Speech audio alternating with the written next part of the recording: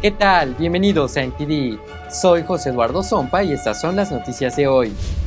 ¿Habría estadounidenses retenidos por talibanes como rehenes en un aeropuerto de Afganistán? Eso dice un alto legislador republicano. ¿Qué buscan los talibanes?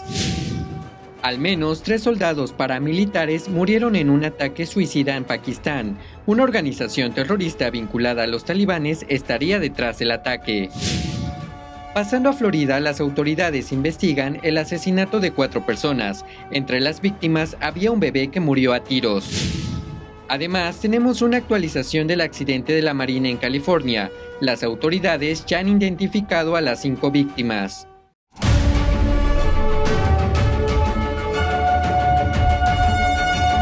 Hola, queremos anunciarle que YouTube nos desmonetizó, pero eso no nos va a detener. Vamos a seguir esforzándonos por traerles noticias veraces y objetivas. Siga nuestra cobertura sin censura desde este canal. Hoy empezamos hablando de Afganistán. Un importante legislador republicano afirma que los talibanes mantienen a estadounidenses como rehenes en un aeropuerto. Tenemos más información sobre este tema. El principal republicano del Comité de Asuntos Exteriores de la Cámara de Representantes dice que algunos estadounidenses que intentan salir de Afganistán están sentados en aviones en un aeropuerto listos para partir, pero los talibanes no les dejan despegar. De hecho, tenemos 6 aviones en el aeropuerto de Mazar-i-Sharif, 6 aviones con ciudadanos estadounidenses. Ahora, mientras hablo, también hay intérpretes y los talibanes los tienen como rehenes por exigencias. El representante Michael McCall dijo a Fox News Sunday que los talibanes quieren algo a cambio y le preocupa que los talibanes exijan más y más, ya sea dinero en efectivo o legitimidad. Esto se está convirtiendo realmente, Chris, en una situación de rehenes en la que no van a permitir que los ciudadanos estadounidenses se marchen hasta que no obtengan el pleno reconocimiento de Estados Unidos de América. NTD se puso en contacto con el Departamento de Estado en relación con los comentarios de McCall, pero un mensaje de voz dijo que no habrá personal hasta el martes debido al Día del Trabajo. El jefe de gabinete de la Casa Blanca, Ron Klain, dijo el domingo a CNN que unos 100 estadounidenses siguen en Afganistán. Obviamente, tenemos la esperanza de que, en los próximos días, los cataríes puedan reanudar el servicio aéreo desde Kabul. Y, si lo hacen, obviamente vamos a ver si los estadounidenses pueden formar parte de esos vuelos. Una estadounidense embarazada que está atrapada en Afganistán dijo a La Voz de América la semana pasada que los talibanes están cazando estadounidenses ahora que no hay presencia militar estadounidense. Nasria, de 25 años, dijo, aparentemente están yendo puerta a puerta, tratando de ver si alguien tiene un pasaporte azul. La administración Biden dijo que no quedaron más de 200 estadounidenses, pero el legislador republicano Darrell Issa cree que el número está cerca de los 500 y podrían ser hasta 1000 si se cuentan a todos los familiares. El secretario de Estado estadounidense Antony Blinken y el secretario de Defensa Lloyd Austin salieron el domingo por separado hacia el Golfo y Europa para reunirse con aliados clave. Con sus viajes pretenden asegurar a los aliados del Golfo que Estados Unidos no abandona a sus socios en Medio Oriente. En una actualización sobre los evacuados de Afganistán, hasta el viernes, 40,000 personas que fueron sacadas del país por vía aérea ingresaron a Estados Unidos. Alrededor de la mitad de ellos están alojados en bases militares en este momento. Tenemos las últimas actualizaciones desde Washington, D.C. La administración Biden confirmó el viernes que más de 25,000 afganos rescatados del país están alojados en 8 bases militares de todo el país, desde Fort Bliss en Texas hasta Fort McCoy en Wisconsin. Con la capacidad que tienen ahora, solo 10,000 más podrían llenar estas bases. No creo que necesitemos bases adicionales para alcanzar la capacidad que precisamos de al menos 50,000. La administración está trabajando ahora para ampliar su capacidad. El secretario de Seguridad Nacional dice que todos los que ingresan en Estados Unidos se someten a la prueba del virus y se les ofrece una vacuna. También se está tomando en serio el proceso de investigación para prevenir amenazas terroristas y otros peligros. El Departamento de Seguridad Nacional se mantiene siempre alerta frente a los intentos de adversarios extranjeros de explotar poblaciones vulnerables como medio para acceder a Estados Unidos con fines nefastos. Y según documentos internos obtenidos por Associated Press, algunas jóvenes afganas fueron presuntamente violadas y obligadas a casarse con hombres mayores para poder huir del país. Funcionarios estadounidenses en Wisconsin constataron varios de estos incidentes de niñas novia. Al parecer, el Departamento de Estado busca ahora orientación urgente de otros organismos sobre los problemas de tráfico de menores. El secretario de Estado aseguró que Estados Unidos mantendrá abiertas las comunicaciones con los talibanes para garantizar que todo aquel que quiera salir pueda hacerlo, tanto afganos como estadounidenses. Estamos en contacto permanente con los estadounidenses que permanecen en Afganistán y que todavía pueden desear marcharse. Blinken realizará un viaje este domingo para reunirse con afganos y trabajadores en la capital qatarí, Doha, donde líderes colaboraron en los esfuerzos de evacuación. Pakistán dice que al menos 3 soldados paramilitares murieron y unos 20 resultaron heridos luego de un ataque suicida en el suroeste de la nación. Esto se suma a un número creciente de ataques contra las fuerzas de seguridad de Pakistán durante el último mes. La explosión ocurrió cuando estaban revelando un destacamento de seguridad de un puesto de control, dijo el ministro del Interior del país en una conferencia de prensa. Añadió que también resultaron heridos unos 20 miembros de la Policía de Fronteras. El atentado tuvo lugar en Quetta, la capital de la provincia suroccidental pakistaní de Balajistán, a unas 60 millas al este de Afganistán. Un alto cargo de la policía local dijo que un terrorista suicida en una motocicleta cargada con 13 libras de explosivos embistió un vehículo del convoy de la AFC. La organización militante islámica Tehrik-i-Taliban Pakistan, o TTP, reivindicó la autoría del ataque. El TTP, aunque separado de los talibanes afganos, renovó su lealtad a ese grupo tras la caída de Kabul el mes pasado y recientemente intensificó su campaña contra el ejército pakistaní. El país del sur de Asia experimentó un aumento de los ataques contra las fuerzas de seguridad en las últimas semanas, cuando el vecino Afganistán cayó en manos de los talibanes. Los talibanes afganos tratan de asegurar a su vecino que no permitirán que su territorio sea utilizado por nadie que planee ataques contra Pakistán o cualquier otro país. Ocurrió una nueva tragedia en suelo estadounidense, un tiroteo masivo en Florida. Un sheriff identificó al hombre sospechoso de cometer la atrocidad. En la casa principal descubrimos a un hombre, una mujer y un bebé en brazos de la madre, todos muertos a tiros. Fuimos a la casa que estaba justo detrás y encontramos a otra mujer asesinada a tiros. El sheriff del condado de Polk dice que el sospechoso Brian Raleigh, de 33 años, está ahora detenido. La única sobreviviente es una niña de 11 años que sufrió múltiples heridas de bala. Fue trasladada por aire al Hospital General de Tampa para ser operada. Los investigadores dicen que Raleigh es un ex-marín, fue dado de baja con honores y no tenía ninguna conexión conocida con las víctimas. Raleigh se rindió después de ser herido por los agentes y fue puesto bajo custodia. La policía dice que una vez que llegó al hospital, Raleigh intentó sin éxito arrebatar el arma de un agente. Los nombres de las 5 víctimas del tiroteo masivo no se han hecho públicos. Raleigh se enfrenta a 4 cargos de asesinato en primer grado. Autoridades de la Marina de Estados Unidos identificaron a los 5 miembros del servicio que murieron en un accidente de helicóptero frente a la costa de California. Los 5 marineros fueron declarados muertos el sábado tras el accidente ocurrido cerca de San Diego, a unas 50 millas de la costa. Ocurrió durante una operación de vuelo de rutina el martes. El domingo, la Marina identificó a los fallecidos como el teniente Bradley Foster, el teniente Paul Fridley, el tripulante aeronaval de segunda clase James Buriak, la auxiliar del hospital de segunda clase Sarah Burns y la auxiliar de hospital de tercera clase Bailey Tucker. El jefe de operaciones navales, el almirante Mike Gilday, dijo: "Estamos junto a sus familias, seres queridos y compañeros que están en duelo". Un miembro de la tripulación sobrevivió al accidente y fue rescatado. El helicóptero tenía su base en el portaaviones USS Abraham Lincoln. La Armada dijo que están investigando el incidente.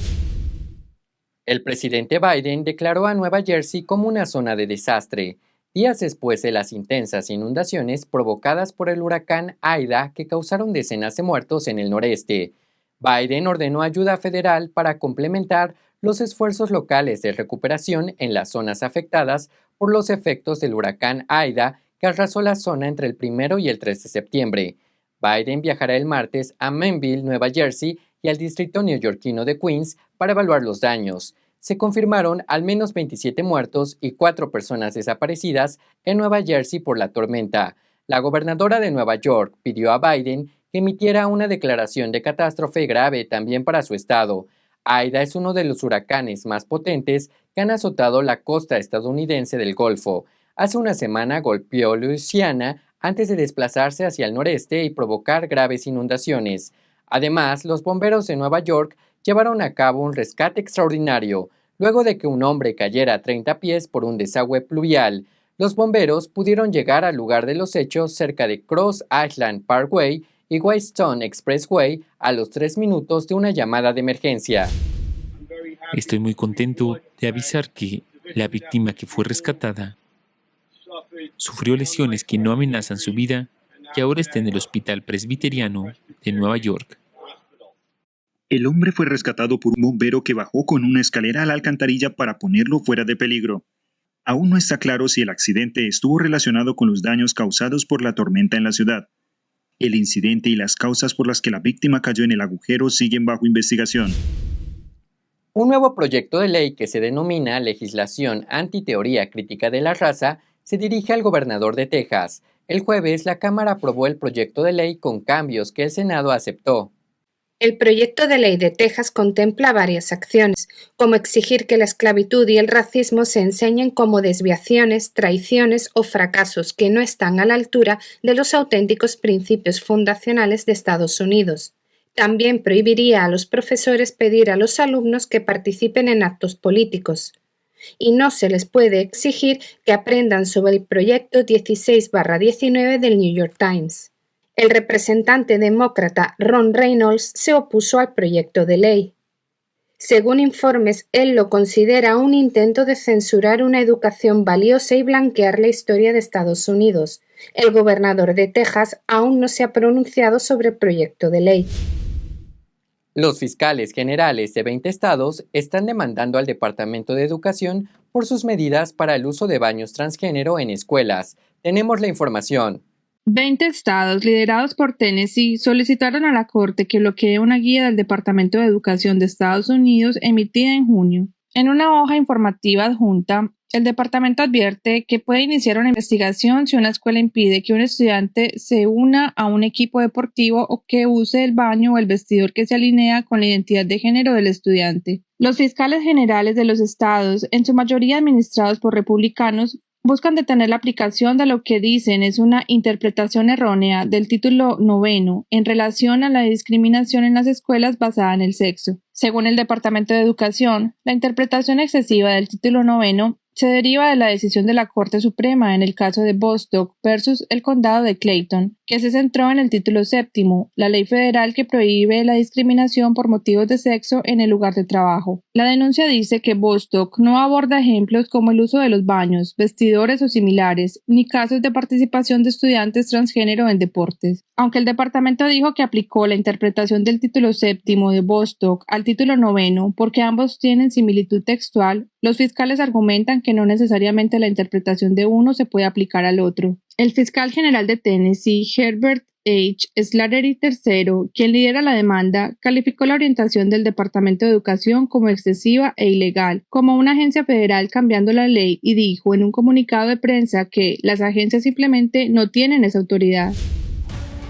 Y regresando del corte comercial, tenemos información sobre las negociaciones de la oposición venezolana con el régimen de Maduro.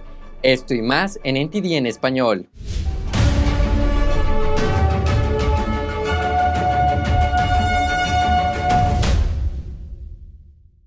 La gloria de las obras maestras para piano de los periodos barroco, clásico y romántico. New Time Dynasty Television te invita a unirte a esta competencia internacional de piano NTD 2021. Juntos, preservamos y revitalizamos el arte de la auténtica música clásica para piano. Del 3 al 6 de noviembre en Merkin Concert Hall de Nueva York. Regístrate ahora en piano.ntdtv.com.es.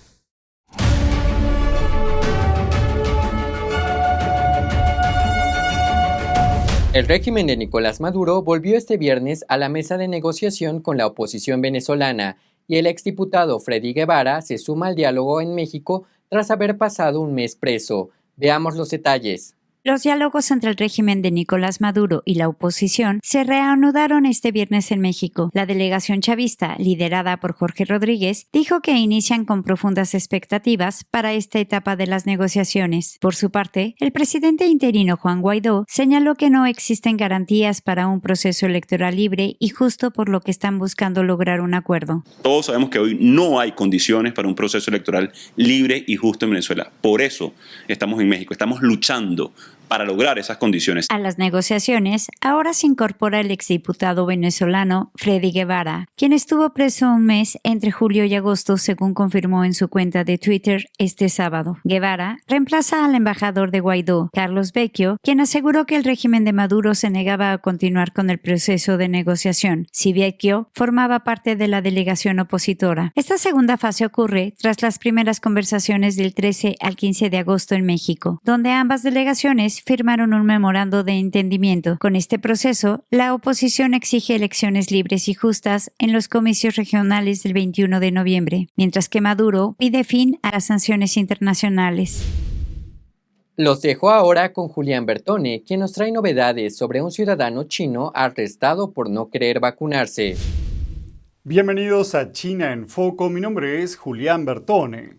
Un residente chino está protestando contra el mandato de las autoridades locales relacionado a las vacunas, después de que la policía se presentara en su casa diciendo que sería enviado a un hospital psiquiátrico si se negaba a vacunarse. Un residente chino inició una huelga de hambre para protestar contra el mandato de las autoridades locales de vacunarse obligatoriamente contra el virus del PSC. Estoy firmemente en contra del mandato. Es mi tercer día de huelga. La protesta de Chang se produce tras una inyección forzada. Tiene una enfermedad cardíaca y se resistía al mandato de vacunación de las autoridades locales. Pero hace 3 días, un grupo de policías se presentó en su puerta y le dijeron que todas las personas de su localidad tenían que vacunarse y que sería enviado a un hospital psiquiátrico si se negaba. Pero Chang rechazó la orden y la policía lo redujo.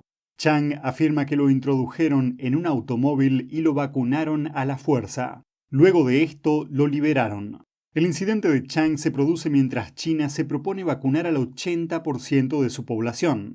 Y en al menos 8 provincias, autoridades a nivel de condado advirtieron a los residentes que serán excluidos de las escuelas y hospitales si no se vacunan a tiempo. En un condado de la provincia de Jiangxi, las autoridades publicaron un aviso que decía: todos somos responsables de la prevención y el control de la pandemia, y la vacunación empieza por uno mismo. El mensaje decía que los residentes no vacunados no tendrán acceso a servicios públicos como instalaciones médicas y transporte a partir de finales de julio. En cuanto a Chang, afirma que no solo protesta por sí mismo. Si no protestamos ahora, ¿qué van a hacer nuestras futuras generaciones? ¿Nos limitaremos a trabajar como un caballo o un buey y no nos atreveremos a hacer ruido ni siquiera cuando nos den una paliza? Mientras continúa su protesta, Chang señaló que teme por su seguridad. Agregó que si una mañana no hay ninguna publicación nueva en su cuenta de redes sociales, significa que quizás ya fue detenido por la policía o perdió su libertad personal.